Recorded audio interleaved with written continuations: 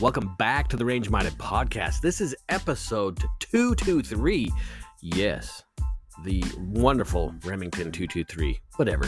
Anyways, in this episode, it's Thanksgiving time, but we're not going to talk about Thanksgiving. We're going to talk about carrying a gun, and we're going to talk about a sweet news story that just broke from NBC.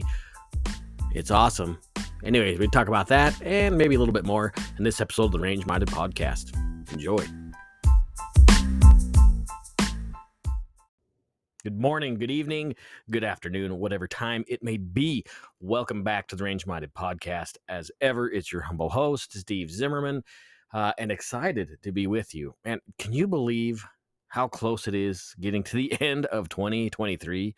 I'm recording this on the 21st of November, which is crazy. Where in the hell has this year gone?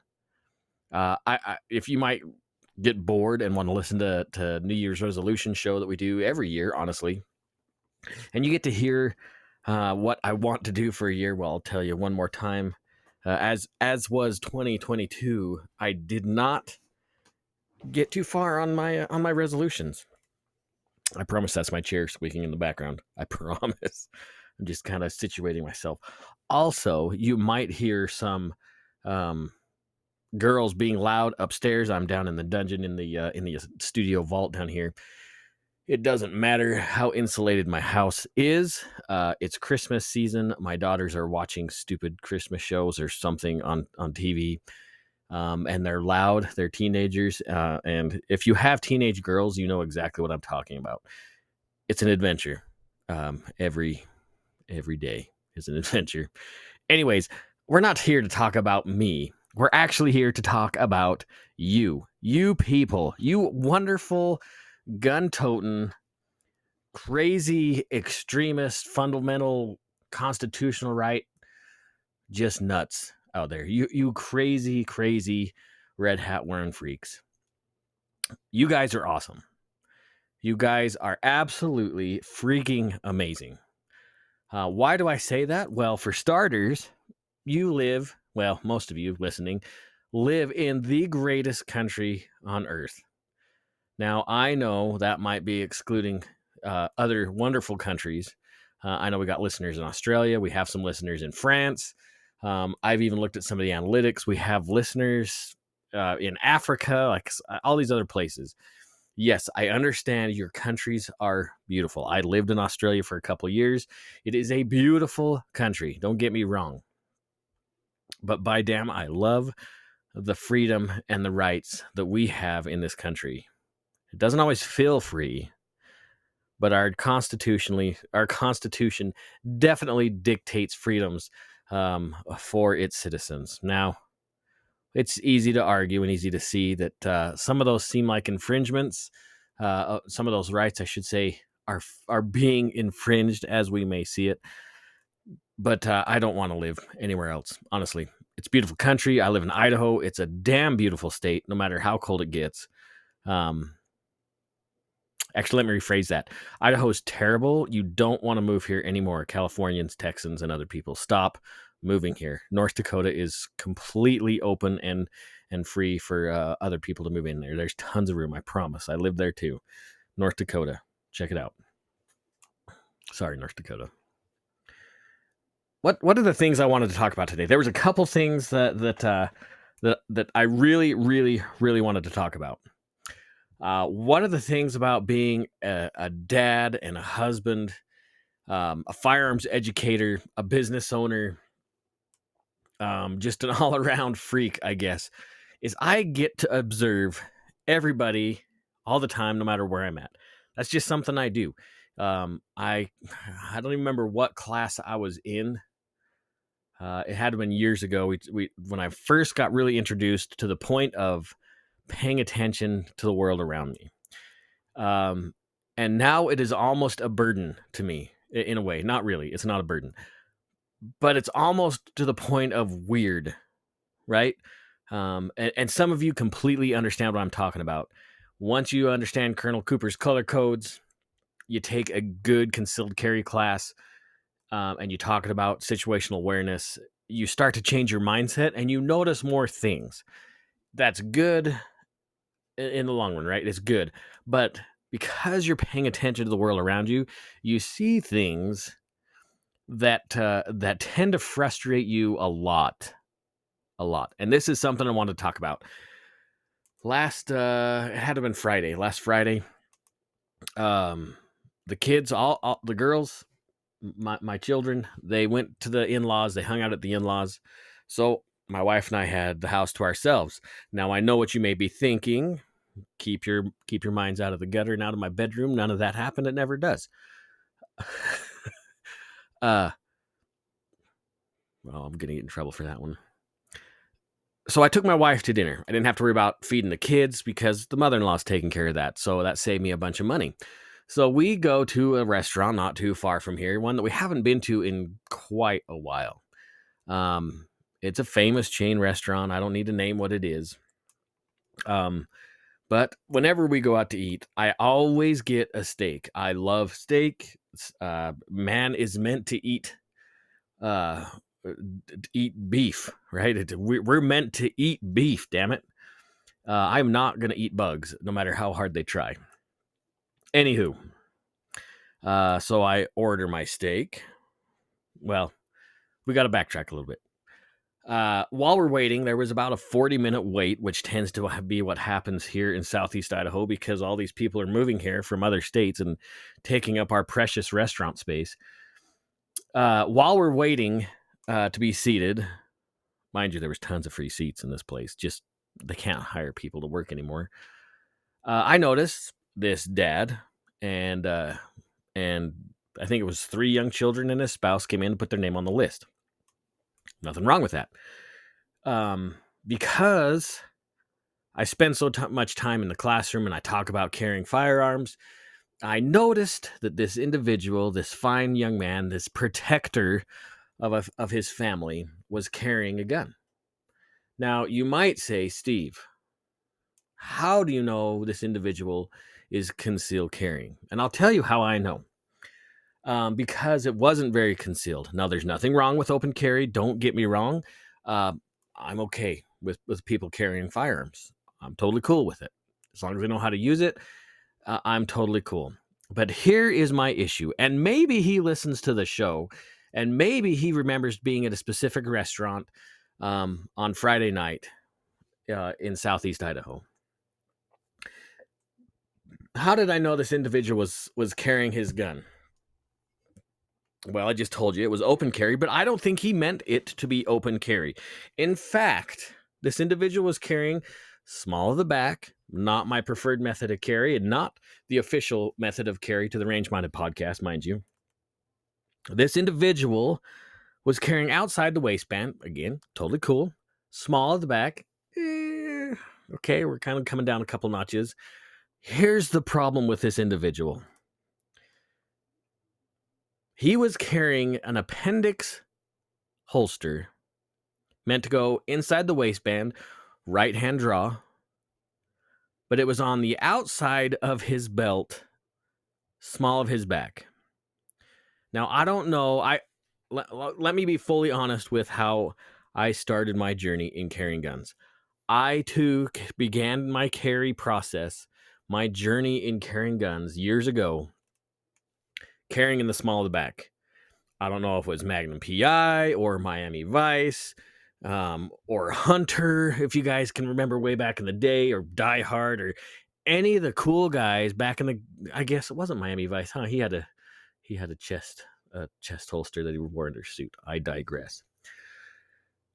So small of the back was the cool guy carry, right? It was totally awesome. It didn't take me long in my firearms carrying journey to realize how terrible small of the back carry really is. It's a pain in the butt. You can't drive. There's no point in carrying small of the back if you're driving because you will never be able to access your firearm, let alone you're putting pressure on your back. It's extremely uncomfortable. If you go anywhere in public and you sit down, your shirt or jacket is going to rise up behind the grip of that gun, and you're going to see it no matter what. And maybe that's exactly what happened to this particular individual. Again, I have no qualms with him carrying at all. In fact, I felt safer knowing that there was somebody else that I could hopefully trust, say, if something may have arisen at that particular restaurant. But, folks, please, especially new shooters, if you're new to firearms, if you're new to carrying concealed, please spend some time talking with either friends, people in the industry, going to a gun shop, going to the range. Be honest with people at the range or at whatever place. Sorry, not at the range, but wherever you might be asking about methods of carry. Be honest. Hopefully, the people that you inquire will be respectful, will be honest, and will help you on answering your questions. If you want to ask me questions about carrying a gun, again, I have been a firearms educator for many, many years. I have taught hundreds of students from 5 years old to whatever, 85, 90 years old. I have taught old women how to shoot, and it is not my favorite, but I have, okay? I have taught young kids, not my own children. When I worked in the range in Isle Falls, we had a children's shooting class. I helped teach that class. I have helped young kids, okay? I know what I'm talking about. I'm confident in saying that I know what I'm talking about. When you start your carrying journey, understand or get to understand what different holsters do and how they should be carried. I highly do not recommend small of the back carry. Now you're going to hear, I don't know if it's hyperbolic or what it is, you're going to hear people saying that, well, you never carry small of the back just for the fact if you slip on your stairs and you fall, that gun is going to break some of your vertebrae and it's going to paralyze you. I don't know if that's true or not. I guess I could see how that would make sense. But for me and the security of my firearm, my life-saving device, I do not want any unauthorized users to access that firearm. I cannot 100% maintain protection and retention of that gun when I carried it small in the back. And I started to understand that. Again, some of the other reasons I mentioned before, driving is awful. It's pointless if you're carrying small in the back. Okay, you can rotate. My carry style, we've talked about this on the show before, went from 6 o'clock or small to back. You can imagine the numbers on the clock. Mine started at 6 o'clock, small to back being 6 o'clock position, and it migrated counterclockwise until it ended up at appendix carry. Now, I get it. We've talked about this before.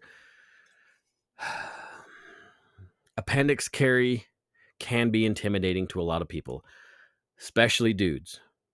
Okay, I 100% get it because I have been there. I've had those concerns. But as I spent time on the range, as I spent time learning and teaching, because I learn every time I teach a class, I've realized that the benefits, at least for me, to carry appendix outweigh the negatives. Now we can talk about if you're carrying with a suit or if the ladies out there are carrying in like formal dress wear, whatever. Some of those methods may have to change. I get it. I have carried with my suit. Honestly, when I was running the range in Boise, I wanted to have each day dedicated to a different style of clothing to carry so I could show customers. Honestly, maybe I should make some videos about that, about my interpretation or my recommendations of methods of carry in different styles of clothing. There are so many options out there. But for the love of Pete, don't just buy a holster because it's inexpensive and it fits your gun, not understanding how that holster was designed and carrying it the wrong way. It took every fiber of my being as an instructor not to go talk to that guy, but I didn't want to embarrass him. I didn't want to make him uncomfortable. It's not something that I felt like really should have been done in public. Maybe I should have just said, "Hey, here's my number. If you ever need to spend time at the range, at some private classes, whatever, we could talk." I just didn't want to make him embarrassed or uncomfortable in that situation. Plus, I just wanted to enjoy a dinner with my wife. It doesn't happen very often when I just get to hang out with my wife and have a steak. So maybe that's something we need to hit a little bit deeper. Honestly, look at Nick's holsters, Hoftech holster. I know Nick is, yes, still part of the show. Jump on his website, hoftechindustries.com. You can look at Hoftech holster, whatever. Just Google it. You will find his company. He's got so many. Well, the biggest option now is let's see, the Omni Carry. Let's pop that open so we can. Let's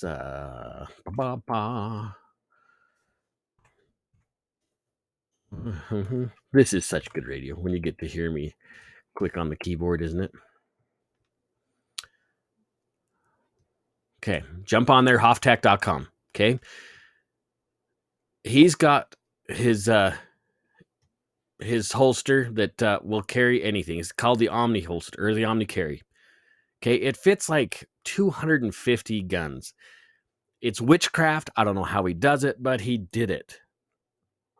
Okay. I've had him on here. We've talked about it before. We're going to talk about it more again. The options to carry, the methods of carry. This holster is awesome.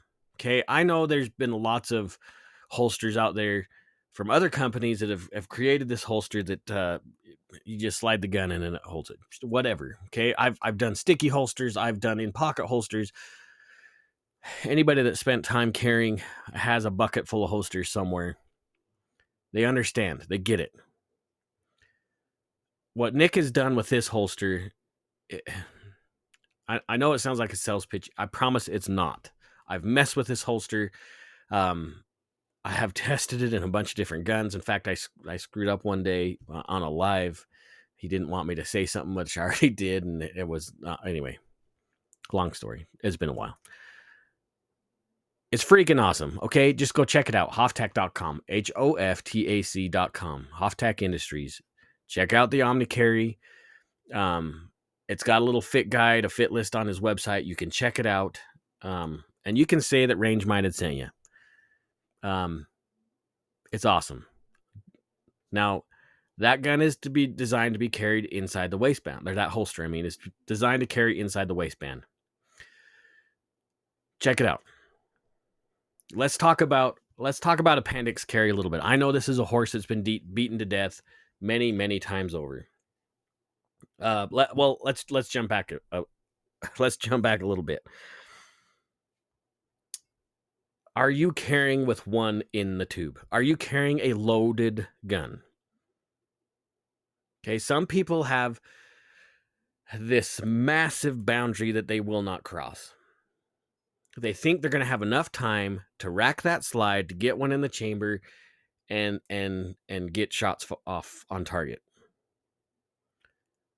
And you practice at the range. You feel like, hey, I can get my holster or my gun clear the holster, racked and on target in under 2 seconds. Okay, that's great. It may only take a fraction of a second to rack that slide. But you need all the time you can in your favor. You are reacting to a situation. You are already at a deficit. You need as much in your favor as possible. Okay, you need fractions of seconds count. Now, there's something else that you got to consider too. If you've ever been involved in a fight or a traffic accident or whatever, when you have adrenaline pumping through your veins, you'll understand that you lose some dexterity, some function. You may not be thinking clearly. You're going to have tunnel vision. You're going to be focusing on a threat. You may not have the cognitive understanding to draw that gun from the holster, rack that slide, and get it on target. There are several videos. There's one I'm thinking of. I didn't look it up because this is actually something I wasn't honestly planning on talking about this far in depth, but there is a video of a robbery of a jewelry store. I don't know if it's in India or somewhere. It might be in the United States. I'm not for sure. But you see these thugs come into the jewelry store. The owner or guy working the counter at the jewelry store is carrying a gun. These thugs are out there. They start busting caps in this jewelry store. Well, you see the employer or owner or whatever jewelry store guy. He draws his gun. It looks like a 1911. Could be something else. It's been a while since I've seen this video, so I can't say for 100%. But I do remember this. He pulls his gun out. You can see him mashing on the trigger. He thinks he is firing his gun. You can see it over and over and over again. The gun was not loaded.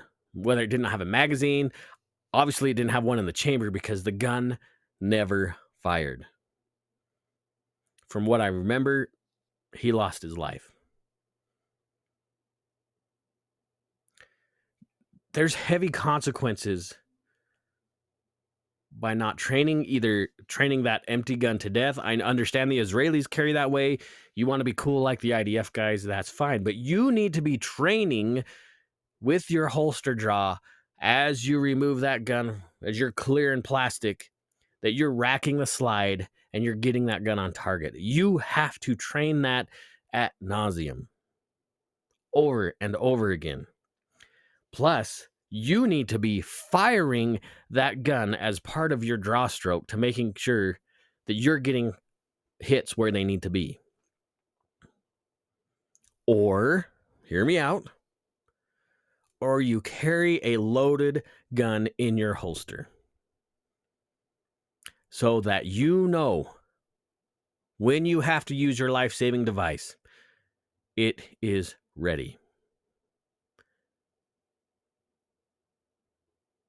I understand that people freak out that they're carrying their Glock 43, there's one in the tube, and there's no external safety. I promise you, I have carried my 43 for many years. I have not shot off my junk. Okay? I understand there may be malfunctions. Make sure you're maintaining and inspecting your carry gun often. Make sure you fire your carry gun often so you know that it works and is functioning properly. Once you are confident in the integrity of your carry gun, put one in the tube and carry like a man. You need all the time you can get in your favor. I remember working the counter. I was wearing my 1911. And for you guys that carry 1911s, maybe you understand this. You have to carry one in the tube, hammer back, safety on. That is the right way to carry your 1911. And you cannot convince me otherwise. I remember working the gun counter, 1911, locked, cocked, ready to rock. And this old FUD, FUDD for you hard of hearing, began to lecture me on not carrying my 1911 correctly. That's bullshit. Carry one in the tube. You need to get the confidence of carrying a loaded gun. When that gun comes out of my safe, I rack the slide, I put one in the chamber, it goes in its holster, and I carry it that way. When I'm done for the day, I remove my gun from my holster. It's emptied. It goes back in the safe. If I am carrying a gun, I'm carrying it loaded. Otherwise, it's just an expensive conversation piece, maybe a bludgeon instrument, it's almost worthless. Now, I understand you guys may not agree with me on this, but there are many that do because they understand that principle. Please, if you are carrying a gun, carry with confidence, get right training, get good training. I don't know where right training came from. Get the good training. Spend time with your carry gun, understand the function, the feel, the integrity. Carry it with confidence with one in the pipe, loaded. Reduce the time of reaction. It could save your life. You guys like that lecture? Okay. Let's move on, shall we?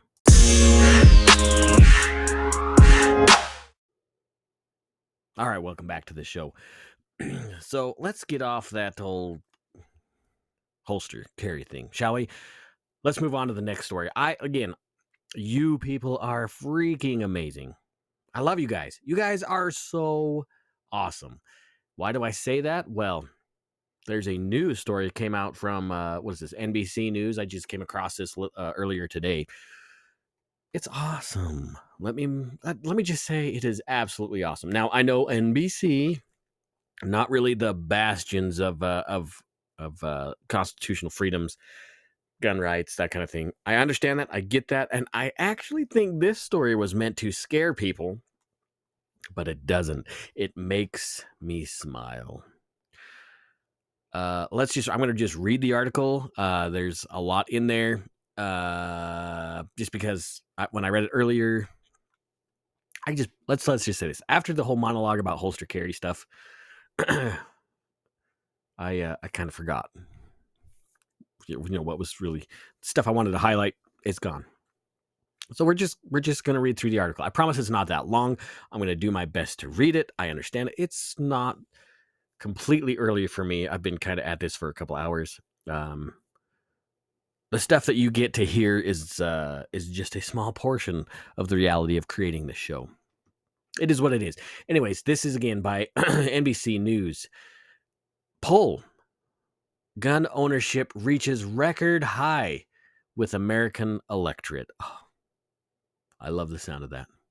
We could bring these numbers up, folks. They need to skyrocket.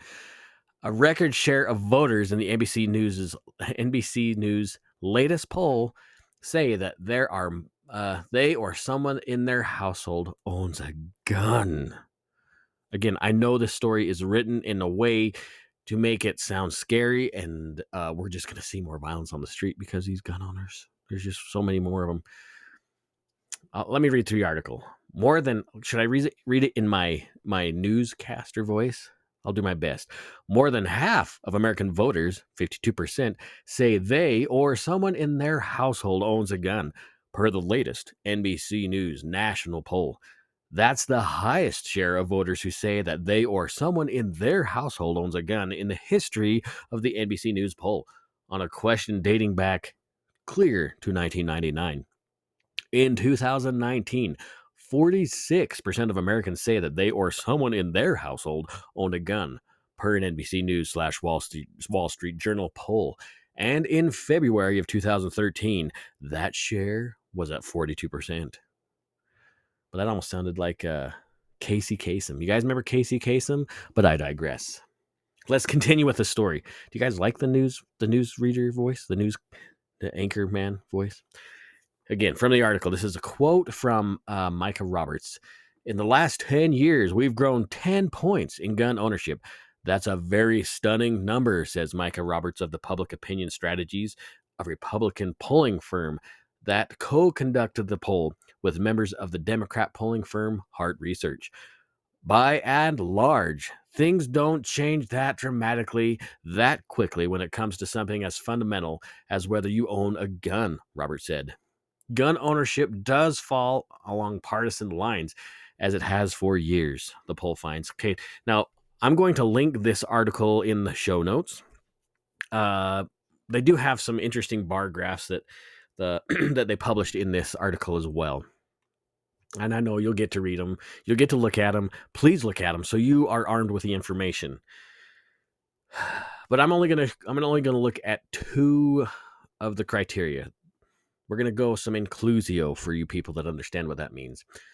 We're gonna look at the very beginning of this when they started conducting this poll, which is in 2004, and then we're gonna look at the latest information again that was conducted this month, November of 2023. All right, so in March of 2004. There was 57% of registered Republicans say that they or someone in their home owns a gun. That correlates with 41% of independents and only 33% of Democrats. I'm probably leaning. Sorry, I'm probably leaning so far away from the mic. I'm not getting good sound. Let me get closer, so I sound like NPR. Again, 57% of Republicans polled say they or someone in their home owns a gun. That was in 2004.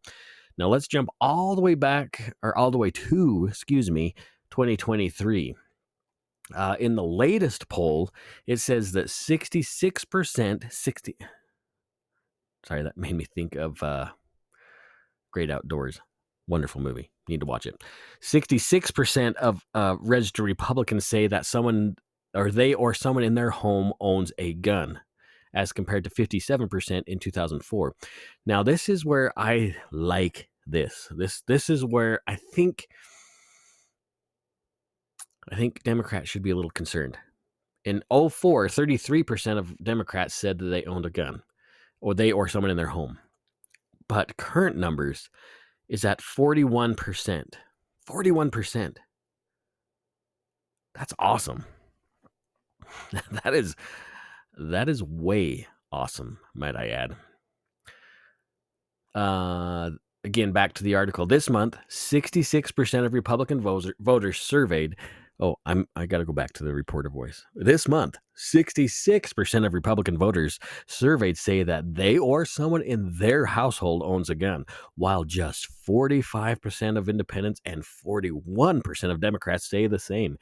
In 2004, the March NBC News / Wall Street Journal poll found 57% of Republicans said that they or someone in their household owns a gun, while just 41% of independents and 33% of Democrats said the same. White voters, again, this is with the article, white voters tend to own guns at a higher rates than Black or Latino voters, but gun ownership rates among Black voters have jumped in recent years. Now, I don't remember the number of the episode that we did, but we talked about minorities purchasing guns. And it has come up dramatically over the last few years. Dramatically. We're at record number of background checks. We talked about that a couple of episodes ago where we were like, 20 million background checks? 1 million background checks, I think what it was in October. 1 million background checks. Now, I wanted you to understand, when it comes to background checks, that doesn't mean 1 million guns sold, because you can put more than one gun on a 4473. Just be mindful of that. Millions. Okay. A huge percentage of those background checks are for gun owners who are minorities and women. It is the future of our Second Amendment. It is the next generation of stewards of the Second Amendment, are minorities and women. And also, a lot of these folks are young. Like, they're the young generation buying these guns. Do you think Democrats might be a little concerned? I think they will be. Again, this article is meant to be negative, but what it's doing is it's shedding light on how many people, Americans, not Democrats or Republicans, but Americans, the percentage of gun ownership is skyrocketing, because they know that in these Democrat-run cities where they've defunded police, where response time is ridiculous, that us gun owners are the immediate responders, not the first responders. We are the immediate responders to our life-saving situations. Anyway, back to the story. I'll do the newscaster voice again. In August of 2019, 53% of white voters said that they or someone in their household owned a gun, and 24% of black voters said the same. This month, 56% of white voters report that they or someone in their household owns a gun, and 41% of black voters said the same. A 17-point increase among that group in just 4 years. I love those numbers. They're still too low. I think, honestly, I know when I get pollsters calling me, I don't even answer the stupid poll. At least not honestly. I think these numbers are probably lower than what they really are. Switch to filters. Back to the story. The NBC News poll also measured voters' attitudes about gun rights. Okay, I want you to listen to the verbiage used in this because I think there is a twist in what they are reporting here, in my opinion. Almost half, 48%, say that they are more concerned that the government will not do enough to regulate access to firearms versus 47% who believe the government will go too far in restricting gun rights. Okay, now I want you to hear the nuance that I hear in this statement. Okay, 48% say that their government is not doing enough to regulate access, where the 47% believe that the government has gone or will go too far in restricting gun rights. Now, I know maybe this doesn't exist, maybe this nuance is not here, but what I read is there is a difference between regulating access to firearms compared to restricting gun rights. Okay? Am I just the Looney Tune here? To me, when you regulate access, you're talking about universal background checks, you're talking about red flag laws. That is restricting access to people that already have access to in some way, shape, or form. While 47% believe that the government is going too far in restricting gun rights, which is, in my opinion, accurate, right? We're talking about fighting. Well, right now, the Supreme Court and federal courts, district courts are dealing with this right now. Magazine bans, pistol brace bans. We're going to see bump stock stuff hitting the Supreme Court at some point. Force reset trigger stuff. Like that is all restricting gun rights. Okay. Where the 48% is worried about access to these things. The 47% says the government is going too far altogether. Okay, do you see what I'm trying to say there? Does that make any sense whatsoever? Now, other thing you need to see there, those numbers are virtually identical. This poll has a plus or minus of 3.1%. Okay, these numbers are, for the sake of argument, the exact same, split down the middle. That means that there are a lot of Democrats that are also worried that their gun rights are being restricted. Again, maybe I'm reading a little too much into this. All right, continued with this. I promise this is the last little bit of the newsman voice. That 1 point difference is consistent with the past results of this question over the past decade. That was it. That was the end of the story. The NBC News poll was conducted on November 10th through the 14th. 1,000 people were surveyed, 833 by cell phone, and the rest, who knows how. And again, it has a plus or minus of 3.1%. All right. Let's digest this story. Okay, this is a big deal. I know you guys don't think it's that big of a deal, but it is. Millions of background checks being conducted. An increase in registered Democrat voters in gun ownership. Again, I think these numbers are extremely low on both Republican and Democrat side, because I know as a conservative, it's none of anybody's business what I own or what's in the house. That's none of your damn business. I'm not going to tell you that. And I imagine there's a lot of, at least blue dog Democrats, if they even exist anymore, that are kind of the same way. Okay. Yes, gun ownership, believe it or not, whether you want to open your eyes to it or not, gun ownership crosses the aisle, Democrat, Republican. It's not a partisan issue. It is an American issue. It is a freedom issue. Okay, it spans on both sides. I love that article. Again, I think NBC published that article to sound negative, to sound to create fear that we're going to see an uprising in shootings or whatever. I'm reading that into the article. That's not what the article says, obviously. But it's interesting to me. Very, very interesting. So I'm a little bit frustrated. So I actually recorded the second half already once. I wasn't going to talk about this, but since I can't remember everything I said in the first recording of the second half of this episode, I get to do it all over again. So I got to remember what I said. I don't write much down when it comes to this show. Honestly, this show, the show notes are 2 lines. Talk about the dude at the restaurant carrying his gun. Talk about this article. I remember what I was going to bring up. There is a huge constitutional fight currently going on across the country. Federal courts, district courts, Supreme Court. Okay, there's a lot going on.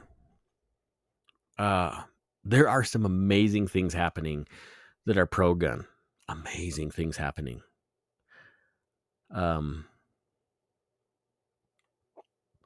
Just today, actually, the 21st of November, I think it was the Oregon magazine ban. Boo! The judge is like, you can't do this, Oregon. Stop.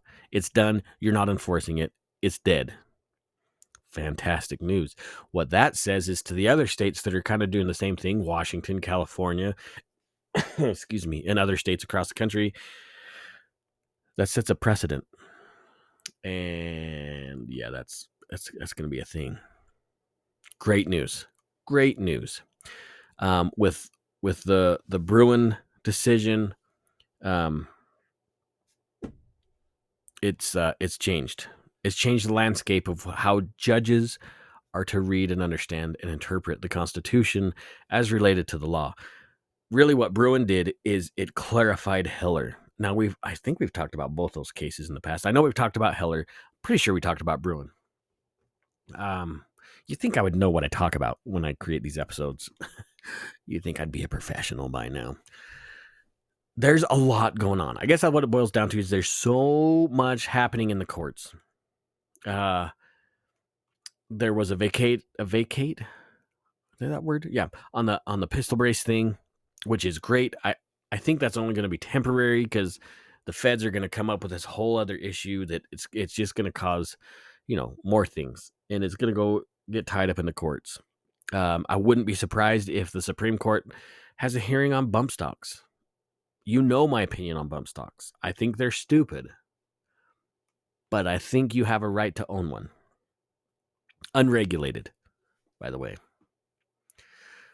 We're seeing things like in Texas where suppressors, at least in the state of Texas, suppressors have a legitimate chance of taking off the NFA. I honestly think that the NFA is at risk of being just gone altogether. That's a good thing. I think we should be able to own suppressors. They're not scary. They don't make the gun more accurate. It's not a perfectly silent gun for some of you that might be new to the world of firearms. It is not like a movie. It doesn't exist. Now, there are some guns in certain calibers with a suppressor that are astoundingly quiet. And that makes them more fun to shoot, quite honestly. They're not being used in crime. They're not particularly dangerous. They're definitely not unusual, which let's talk about that here in just a second. The difference between unusual and dangerous, and how the feds are trying to use those phrases in a certain way to take our rights away. But between that and AR pistols compared to SBRs, compared to full-length AR rifles, or any rifle for that matter, I think all these ideas are in jeopardy with the current makeup of the Supreme Court, which I think is fantastic. I see the potential of freedom leaning in the favor of citizens. Let's talk about unusual and dangerous. Okay, I think that's so. There's the feds like to say. I think it was might have been in the Bruin case, could have been in Heller. Talks about unusual and dangerous, right? When it comes to looking at weapons, I hate that term, but firearms, right? Let's say firearms. According to Heller, the courts need to be understanding and looking at each individual weapon as unusual and dangerous. That's the phrase used. Okay, unusual and dangerous. But the feds change that phrase up to unusual or dangerous. Can you see the difference there of unusual and dangerous compared to unusual or dangerous?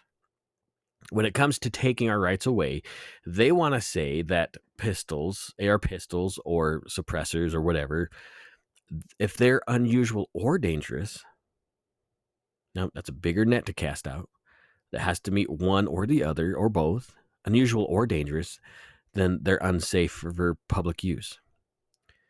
Where Heller and Bruin say unusual and dangerous. Or sorry, flip that, other way around. That they have to be, Heller says unusual or dangerous. Just one of those things have to be met. No. Gosh, I had it right the first time. I'm tired. All right, leave me alone. Unusual and dangerous. There's two criteria that have to be met, where the government says they only have to meet one, either unusual or dangerous. Okay? One or the other. There's nuance there. The words matter. Okay? Now let's talk about SBRs. There's somewhere around 500,000 registered SBRs or more. And in Caetano, I think it was, when they ruled about what facilitates unusual, there's a number set that if they're past that number, they're no longer unusual. I think the number set in Caetano was 200,000. Maybe it was less. Maybe it was 20,000. I can't remember what it was for sure. It's been a while since I looked at that ruling. Now, there are over 500,000 registered SBRs under the NFA. That's more than double. If it's the 200,000 threshold, that's more than double for unusual. Now let's look at AR pistols. We know that somewhere in the neighborhood of between 10 and 40 million AR pistols are in existence, or any kind of like pistol configuration, I guess. That's a lot. That far supersedes the threshold of unusual. So what's the difference? Just a question here. Why would we have to worry about, okay, AR pistols are cool as long as it doesn't have a shoulder brace.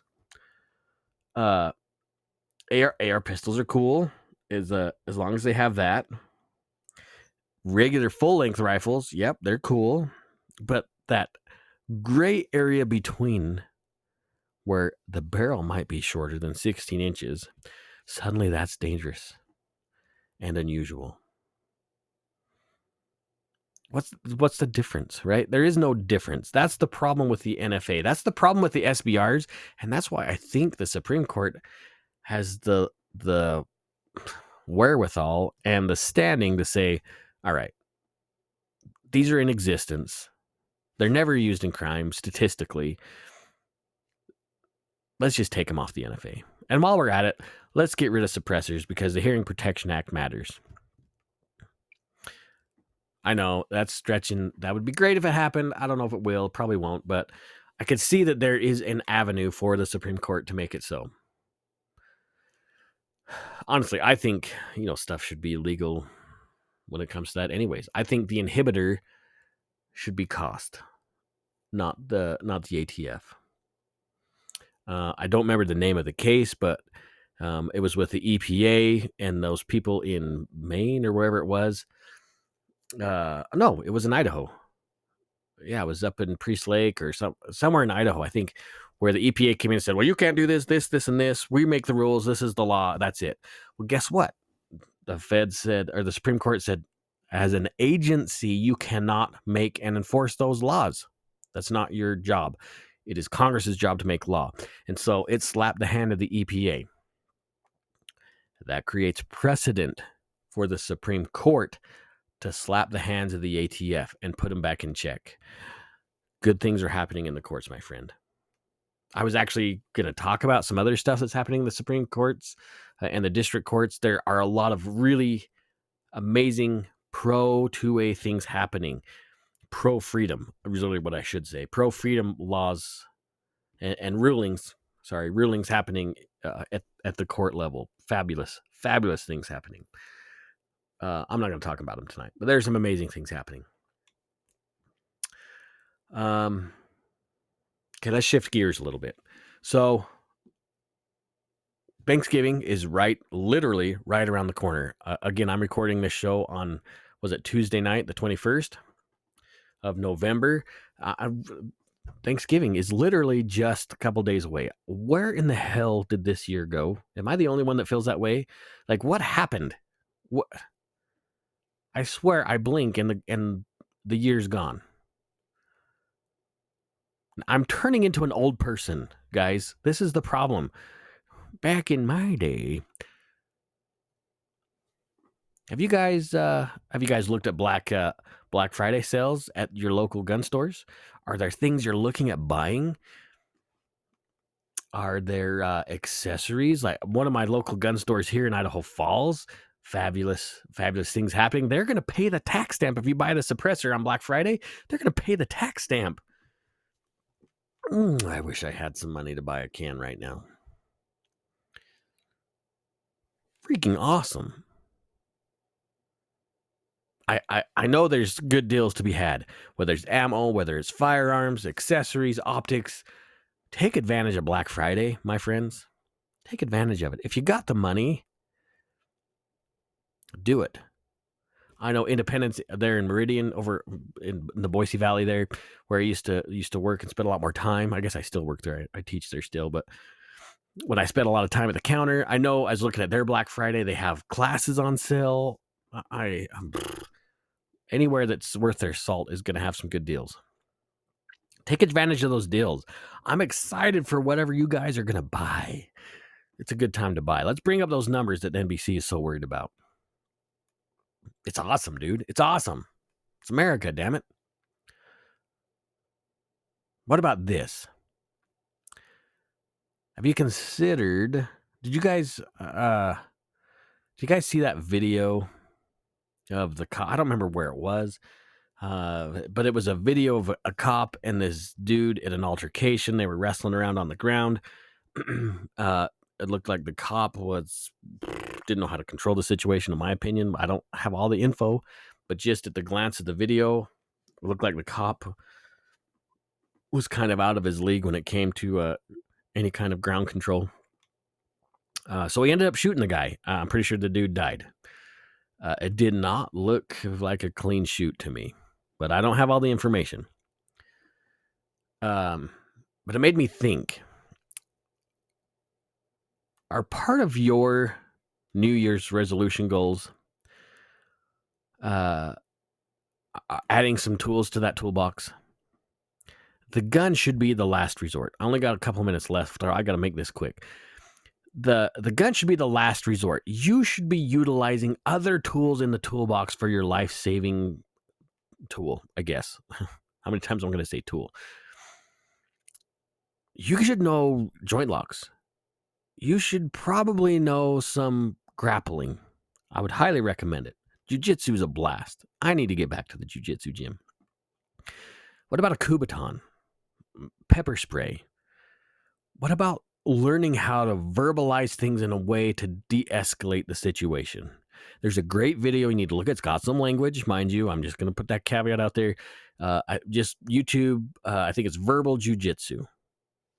Totally awesome. That guy talks about de-escalating situations, like in this situation, it was like at a bar or something. Talks about just unwinding it, okay? Check it out. Also, are you traveling for Thanksgiving? Are people coming to see you? What's your plans for taking people shooting? Are you going to go to the range? Are you going to go outside and shoot some clays? Are you willing to have a conversation about the Second Amendment with family members that may not quite see eye to eye? Not an argument. Don't argue. That's totally worthless. But have a conversation. It's worth it, guys.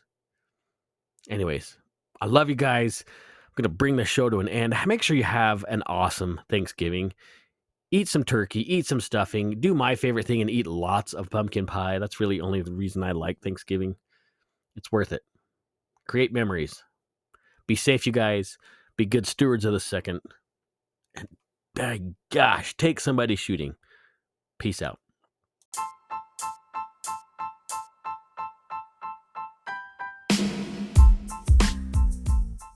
As always, we appreciate your time listening with us at the Range Minded Podcast.